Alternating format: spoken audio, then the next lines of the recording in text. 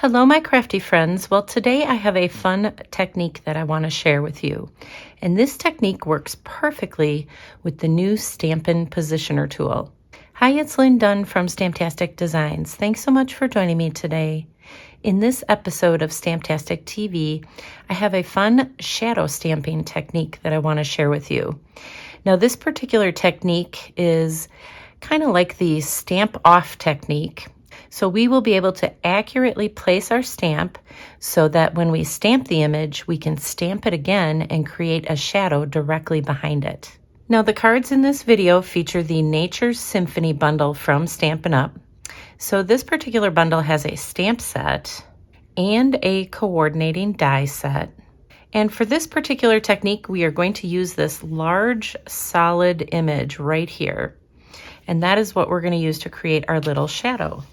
So this is a super fun and very simple technique, and I'm going to show you two different ways that you can use this technique in your card making. Okay, so the first way that you can use this shadow stamping technique is just with any color ink. So I'm going to be using some Mossy Meadow ink today to do my shadow stamping. So I'm going to show you how I created this design in the background for both of these cards. I'd like to show you some samples in both portrait style and landscape style, but the concept for creating this shadow stamping is exactly the same. So we are going to be using this Stampin' Positioner tool for this particular technique. So we're going to be using this large plate.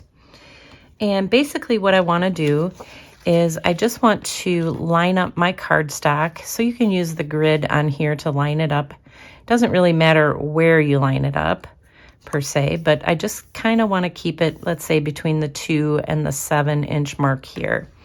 So this is just a 5 by 3 3/4 inch piece of white cardstock. You can use any size cardstock that you want. And I'm just going to take this large stamp and I'm just going to lay it on my cardstock kind of where I want it to stamp. So then we'll take our plate and put it on, and we'll just push down and grab our stamp image. All right, so now that we have our image on here, we can go ahead and just ink it up. So I'm using Mossy Meadow ink, and basically we're just going to ink this up. And then once you have it inked up, just place this back on the positioner tool, and then just stamp your image.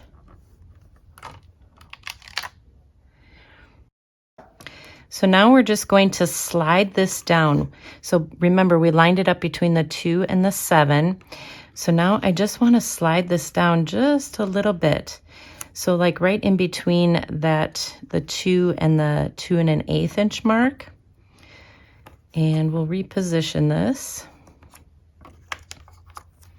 And then we're just going to lay this back down, and we're going to stamp it again. So you get a really nice little shadow alongside this image. So here is what it looks like. It's very simple. And then of course, this is what the finished card looks like. So you can see you have the darker image, and then you use that same ink.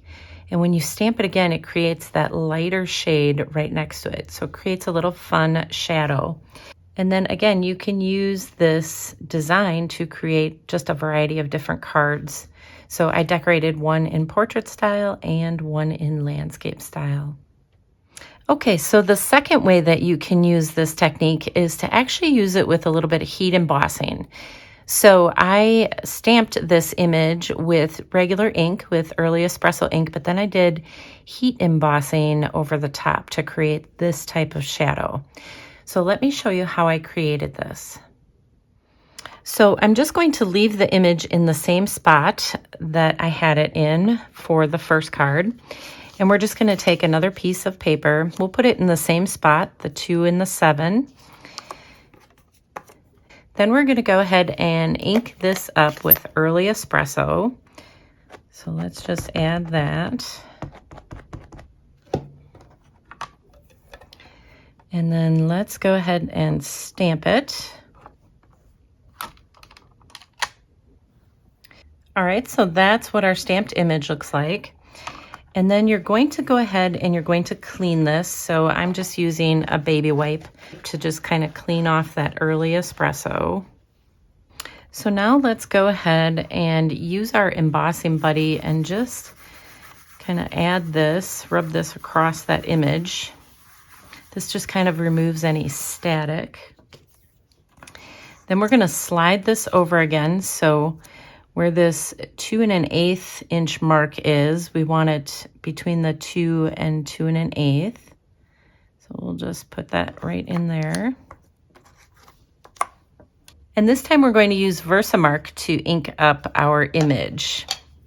So let's add some Versamark to this image.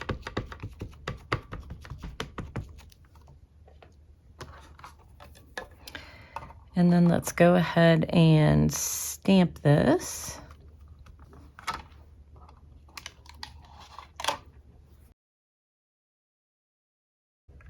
So once you have it stamped, then you can just go ahead and sprinkle on the embossing powder pretty generously. And it gives you a really nice shadow image here. So let's go ahead and emboss this. So we'll use our little heat tool to set the embossing powder.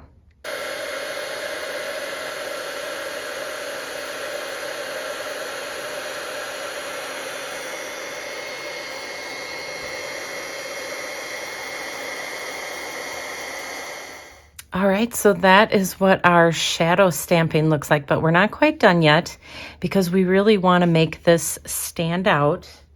So we are going to do a little ink blending around this image just to make that white embossing powder stand out a little bit more. So we're going to use some crumb cake ink.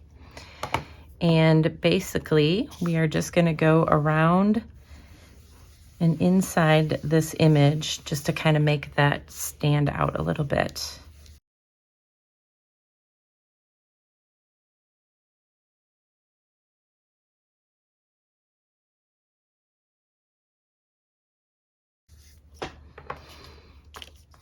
All right, so that is what our little project looks like. Doesn't that just look beautiful? I just love this effect. So I have one more fun little technique that I want to share with you with this particular card. As you can see, I have a little bit of splatter in the background here. So I'm going to show you how I did that. And since we have our little Stampin' Positioner plate laying here, this is the perfect time to do it. So you're just going to take a little bit of early espresso ink, and actually we're just going to add one little drop to this plate. And then we're going to take just like a little aqua painter. So this has water inside of it, and I'm just going to squeeze some water in here. And what I want to do, I'm going to get a lot more than what I need. So I'm just going to pick up a little bit of this, and then we're just going to tap, and we're going to get some splatter all over this. So you can add as much or as little as you want. I'll add just a little bit more so you can kind of see it. But that's how you get the splatter. It's very simple, and it dries pretty quickly. And so that is what the design looks like. And then, of course, you know, you can go ahead and create a portrait style card, or you can create a landscape style card. Okay, so there you go. Now you have two different ways that you can use the shadow stamping technique in your card making. And if you enjoyed these card ideas, feel free to download the printable tutorial. You can find the link in the description below this video. Thanks so much for joining me today. If you enjoyed this video, please let me know by liking it and sharing it with your friends. And leave me a comment below to let me know what you enjoyed most about the video and the cards shared here today. Have a fun and creative day, my friends. Take care.